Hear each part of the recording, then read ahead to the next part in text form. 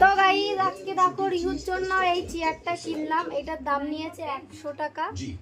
এটা আমার খুব পছন্দ হয়েছে, প্লাস্টিকওয়ালা যে আসে না তাদের কাছ থেকে নিয়েছি এই চেয়ারটা। আর তার সঙ্গে নিয়েছি 100 টাকা দিয়ে এই টুলটা।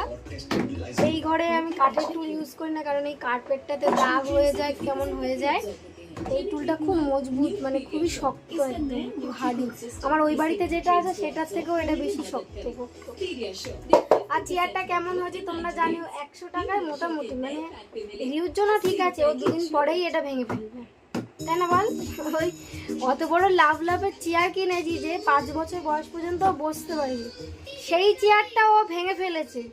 এখন ওর বসার জায়গা নেই বলে এই জন্য এই চেয়ারটা নিলাম। 100 টাকায় যে কদিন যাবে এটাতে বসে কি সুন্দর টিভি দেখছিল, বেশ ভালো লাগছিল দেখতে।